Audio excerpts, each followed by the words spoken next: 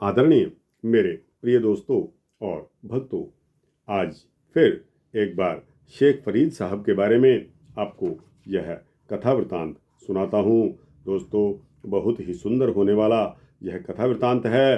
भगवान जिस किसी को भी कृपा करता है, कृपा बरसाता है, वह इतना बड़ा मान लिया जाता है कि दुनिया उसके चरणों में गिर पड़ती है। दोस्तों, इसी प्रकार फरीद साहब जी जब इबादत यानी कि भक्ति पूजा कर रहे थे तो उनके शरीर को कौवों ने नोच नोच कर खा डाला। दोस्तों, यह बहुत ही एक गमगीन, बहुत ही करुणामयी और भक्ति का सटीक उदाहरण है। दोस्तों, आप इस वृतांत में बने रहिए, इस वृतांत के अंत तक।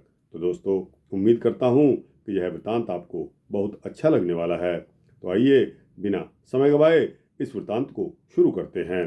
दोस्तों, जब फरीद साहब भूखे रहकर प्रभु पिता परमात्मा की बंदगी करने लगे तो उनका शरीर बहुत दुर्बल हो गया था। उनका सारा मांस सूख गया। धूप तथा लू ने उनके शरीर की चमड़ी को सुखाकर काला कर दिया था। जैसे शरीर हड्डियों का पिंजरा सा ही रह गया था। फरीद साहब ने तब भी अपने शरीर की तरफ जरा भी ध्यान न देकर यह श्लोक उच्चारण किया। जो बन जाते न डरा, जे सह प्रीत न जाए, फरीदा कित्ती जो बन प्रीते बिन, सुख गए कुमलाए। अपने सूखे हुए शरीर को देखकर फरीद साहब जी उच्चारण कर रहे हैं कि मैं अपने यौवन, अपनी जवानी के बारे में बिल्कुल भी नहीं सोचता, ना ही डरता हूँ। बेशक यह मेरा सब कुछ चला जाए, परंतु मेरे पति, मेरे खुदा से मेरी प्रीति न टूटे।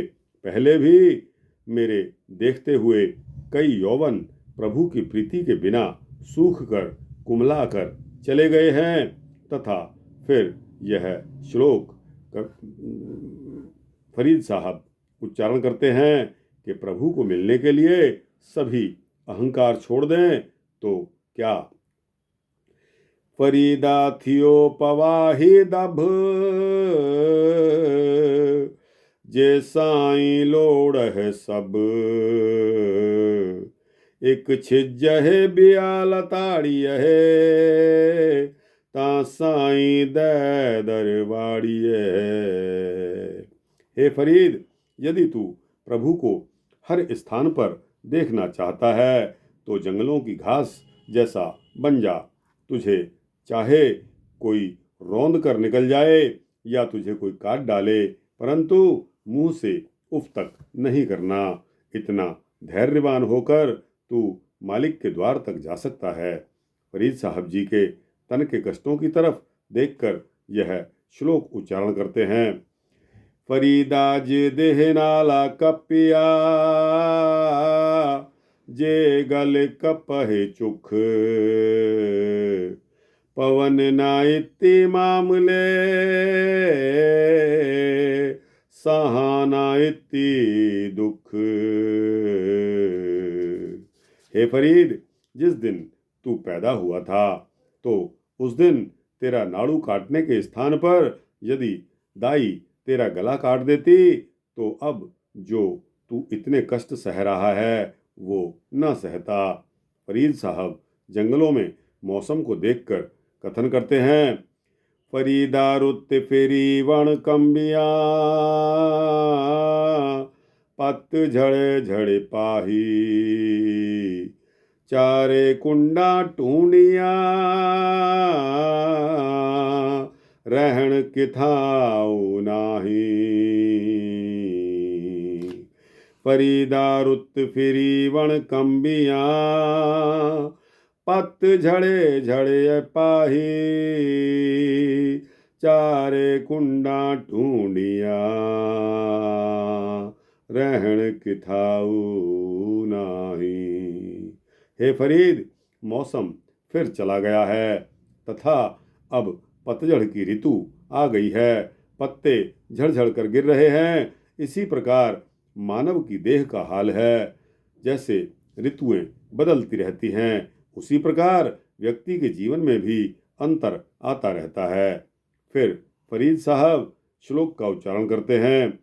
फरीदा पाड़ पटोला धज करी, कंबलड़ी पहरेऊ, जिन्हीं वेसी सौ मिले, से वेश करेऊ। फरीद साहब कहते हैं कि मैं ओढ़ने के लिए लेने वाला रेशम का कपड़ा फाड़कर टुकड़े टुकड़े कर दूं तथा छोटी सी कंबली अपने ऊपर ले लूं। जैसा भेष करने से मुझे खुदा मिलता हो, मैं वैसा ही भेष धारण कर लूं। फरीदा हूँ बलिहारी तिन पंखियां, जंगल जिन्हा वास, कंकर चुगन थाल, कंकर चुगन थल वसन, रब न छोड़न पास। मैं उन पक्षियों से बलिहार जाता हूँ जो कंकड़ चुगते हैं, धरती पर रहते हैं, लेकिन प्रभु को हृदय से नहीं बुलाते। अंततः भूखे रहने के कारण फरीद साहब जी का शरीर बहुत निर्बल हो गया था, तो उन्होंने अपने साथ घटित होने वाली घटना को देखकर यह शब्द उच्चारण किए। फरीदा तन सुक्का पिंजर थिया, तलियां खूंड हिकाग, अजय सुरब न बाहुड़ो, देख बंदे के भाग। फरीद साहब का शरीर सूखकर हड्डियों का ढांचा रह गया था तथा लेटे हुए को कौवे मृत समझकर पैरों पर चोंचे मार मार कर उनका मांस खा रहे थे। फरीद साहब कहते हैं कि अपने प्रभु को ढूंढते हुए मेरी ऐसी हालत हुई है कि कौवे भी मेरे शरीर को ठूंगने लगे हैं, परंतु फिर भी मेरे कितने मंदे कर्म हैं कि अल्लाह ने अभी तक भी मुझे अल्लाह ने दर्शन नहीं दिए। फरीद साहब अपनी माताजी के उपदेश को अपने दिल में बसाए बैठे हैं कि किसी न किसी दिन किसी न किसी का दिल नहीं दुखाना चाहिए तथा उस शरीर को ठूंग रहे कौवे को क्रोध से कुछ भी नहीं कहते। और आगे क्या कहते हैं? विनय करते हैं, प्रार्थना करते हैं। क्या करते हैं? कागा करंग डंढोलिया, सगला खाया मास, ए दुई नैना मत छुओ, फिर देखन की आस, फिर देखन की आस,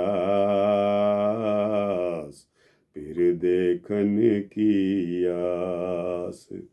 जब फरीद साहब के शरीर को कौवों ने चोंचे मार मार कर रौंद डाला तो शरीर पर कहीं भी मांस नहीं मिला, तो कौवे फरीद साहब की आंखों को चोंच मारने लगे। इस पर फरीद साहब कौवे को निवेदन करने लगे कि हे कौवे, तूने बेशक मेरे सारे शरीर के मांस को नोच नोच कर खा डाला है, परंतु तुम मेरे इन दोनों नैनों को मत छुओ। तुम दोनों नैनों को चोंच न मारो इनसे, क्योंकि मैंने इनसे अपने प्रियतम अपने खुदा को देखने की आशा करता हूँ। फरीद साहब जी इस श्लोक में कौवे को संबोधित करते हैं। कागा चूंड न पिंजरा, बसे ताऊ डर जाही, जित पिंजरे मेरा सौ वसे, मास न तिद्दू खाही। हे काले कौवे, मेरे सूखे हुए शरीर को चोंचे न मार। यदि तू यहीं बसता है तो यहाँ से उड़ जा, क्योंकि मेरे इस हड्डियों के पिंजर में भी तेरा क्योंकि मेरे इस हड्डियों के पिंजर में भी मेरा प्यारा बस रहा है। इस प्रकार फरीद साहब 12 साल जंगल में बंदगी करते रहे तथा उन्होंने किसी भी जीव जंतु या अल्लाह की बनाई हुई अन्य किसी भी वस्तु का दिल नहीं दुखाया। प्रत्येक वस्तु में खुदा का निवास समझकर आदर करते रहे, परंतु खुदा के दर्शन उन्हें अब तक नहीं हुए। दोस्तों, इसके पश्चात फरीद साहब अपने घर वापस आ जाते हैं। जब 12 वर्ष फरीद साहब को जंगलों में बंदगी करने के पश्चात भी उस परमपिता परमात्मा, उस अल्लाह, उस वाहिगुरु के दर्शन नहीं हुए, तो वे निराश होकर अपने घर वापस आ गए। घर आकर जब उन्होंने अपनी माताजी के चरण स्पर्श किए तो उनकी माताजी फरीद साहब का दुर्बल शरीर देखकर चकित हो गई कि सारे शरीर पर मांस कहीं बचा ही नहीं था और काठ की रोटी उसी तरह गले में डाली हुई थी। यह देखकर माताजी ने कहा, पुत्र फरीद, इस बार तो ऐसा लगता है कि तूने प्रभु की बंदगी बहुत ज़्यादा की है और खुदा के दर्शन तुझे अवश्य ही हुए होंगे। फरीद साहब ने उत्तर दिया, मैंने आपके बताए हुए उपदेश पर चलकर प्रभु की अत्यंत बंदगी की तथा किसी के मन को नहीं दुखाया। बिना खाए प्रभु को मिलने के लिए उसकी बंदगी करता रहा, परंतु फिर भी मुझे खुदा नहीं मिला। अब फिर माताजी उपदेश करती हैं। क्या उपदेश करती हैं? फरीद साहब की माताजी ने सारी वार्ता सुनकर फरीद साहब को कहा कि बेटा फरीद, जिस प्रकार तूने अपना तन सुखा लिया है, भूखा रह रहकर कष्ट सहता रहा है, अब तुझे परमात्मा कैसे मिल सकता था? फरीद साहब बोले कि हे माताजी, आपने कहा था कि प्रत्येक जीव जंतु तथा वृक्षों आदि में जान होती है तथा किसी के दिल को कष्ट नहीं देना चाहिए। प्रत्येक जीव निर्जीव में परमात्मा का वास होता है और यदि तू यह समझ लेगा तो प्रभु को पा लेगा। हे फरीद, यदि तू समझता है कि प्रत्येक वस्तु में परमात्मा है तो क्या तुझ में प्रभु नहीं है? तू भूखा रहकर प्रभु की बंदगी करता होगा तो भूख के कारण तुम्हारा पेट दुखी नहीं हुआ होगा, तो तुझे प्रभु कैसे मिल सकते थे? तू तो प्रभु से वैर करता रहा है। माताजी, यदि मुझ में भी प्रभु का वास है तो मुझे दिखाई क्यों नहीं देते? मुझे उनसे मिलने का मार्ग बताइए। माताजी कहती हैं कि पुत्र फरीद, पेट से भूखा रहकर बंदगी करने से प्रभु कभी नहीं मिलता। यदि ऐसा कार्य न करो, कोई ऐसा कार्य न करो जिससे प्रभु के दिल को कष्ट पहुँचे। माताजी, तब तो मेरे 12 वर्ष प्रभु को ढूंढने में व्यर्थ ही चले गए। अब मैं आपके बताए हुए उपदेश द्वारा ही प्रभु मिलन के लिए हर तरह की बंदगी कर डालूंगा। किसी के हृदय को कष्ट नहीं दूंगा और न ही अपने हृदय में बसे हुए परमात्मा को दुखी करूंगा। दोस्तों, यह कहकर फरीद साहब ने जो काठ की रोटी अपने गले में डाली हुई थी उसको उतार दिया। फरीद साहब ने अपनी माताजी से उपदेश लेकर अपने गले में काठ की रोटी उतार कर फेंक दी तथा पहले की तरह घर में ही रहकर अपना जीवन निर्वाह करने लगे, परंतु हर समय हृदय में प्रभु मिलन की लगन लगी रहती थी तथा प्रभु की बंदगी में लीन रहते थे। यह सब कुछ देखकर फरीद साहब जी की माताजी ने कहा कि बेटा फरीद, इस प्रकार गृहस्थ में मोह डालकर प्रभु को पाना बहुत मुश्किल है। इसलिए प्रभु की सच्चे हृदय से बंदगी एकांत में बैठकर ही हो सकती है। फरीद साहब अपनी माताजी के वचनों को सुनकर तीसरी बार घर से बाहर बंदगी करने के लिए जाने के लिए तैयार हो गए। दोस्तों, अब फरीद साहब तीसरी बार जंगलों में जा रहे हैं। फरीद साहब की माताजी ने जैसा बताया, उनकी आज्ञा, उनका आशीर्वाद पाकर तीसरी बार बंदगी करने के लिए उस प्रभु पिता परमात्मा को, उस अल्लाह वाहिगुरु को पाने के लिए अपने घर से जंगलों की ओर चल पड़े। रास्ते में फरीद साहब को जहाँ कहीं भूख लगती तो थोड़ी बहुत भिक्षा के तौर पर मांग कर खा लेते थे तथा प्रभु का नाम सुमिरन करते हुए जंगलों में वास करते रहे और वहां जाकर प्रभु की बंदगी करते रहे।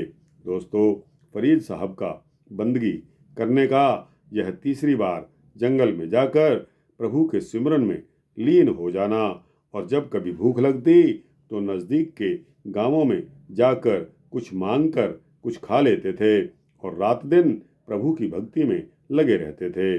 जब वह लोगों को बढ़िया पदार्थ खाते हुए देखते, उन्होंने अपने आप पर काबू करने के लिए इस श्लोक का उच्चारण किया। क्या श्लोक है? रुखी सुखी खाए के ठंडा पानी पियो, फरीदा देख पराई चोपड़ी ना तरसाए जियो। हे फरीद, तू किसी की चुपड़ी हुई रोटी की तरफ मत देख, न जाने यह कितने व्यक्तियों के खून के द्वारा चुपड़ी गई है। तू रूखी सूखी खाकर ही प्रभु का सिमरन करता रहे। फरीद साहब की बंदगी करते हुए यह श्लोक का उच्चारण करते हैं। यह श्लोक है, ऐनी लोइणी देख दिया केती चल गई, फरीदा लोकां आपो अपनी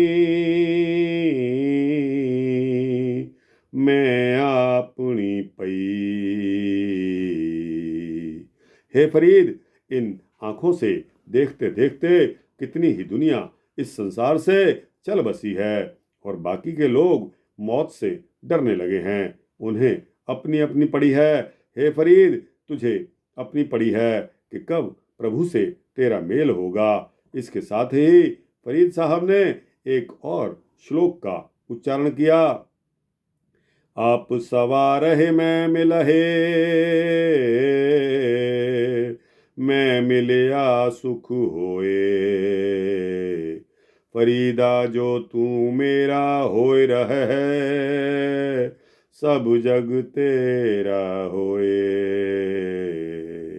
हे फरीद, यदि तुम अपने आप को संवार लोगे तो तुझे सुख मिलेगा, और यदि तुम मेरे होकर रहोगे तो मैं भी तुम्हारा होकर रहूँगा। दोस्तों, फरीद साहब जी ने बंदगी की और उनकी बंदगी में अब एक और मोड़ आता है जो अगले वृत्तांत में आपको पूरा सुनाऊंगा। दोस्तों, बहुत ही फरीद साहब ने भक्ति करते करते इस कीर्तिमान पर पहुंच गए थे कि उनकी वाणी में इतना जोश, इतना दम आ गया था, इतना सत्य आ गया था कि उनके उच्चारण करते ही वाणी वह काम पूरा हो जाता था। तो दोस्तों, आज तक इतना ही। आगे के लिए फिर आपसे मिलूंगा। तो दोस्तों, फरीद साहब के बारे में यह वृत्तांत आपको कैसा लगा? अच्छा लगा हो तो इसको लाइक और शेयर करते हुए अपने दोस्तों, भक्तों, मित्रों, जिज्ञासुओं तक अवश्य पहुंचाना। दोस्तों, कमेंट सेक्शन में आपके कमेंट्स नहीं आ रहे। मैं उम्मीद करता हूं कि इस वृत्तांत में आप अपने बढ़ चढ़कर कमेंट्स, अपनी राय कमेंट सेक्शन में अवश्य दोगे। और दोस्तों, इस चैनल को सब्सक्राइब कर दोगे तो आपको इसी तरह के सूक्ष्म भक्ति वृत्तांत मिलते रहेंगे।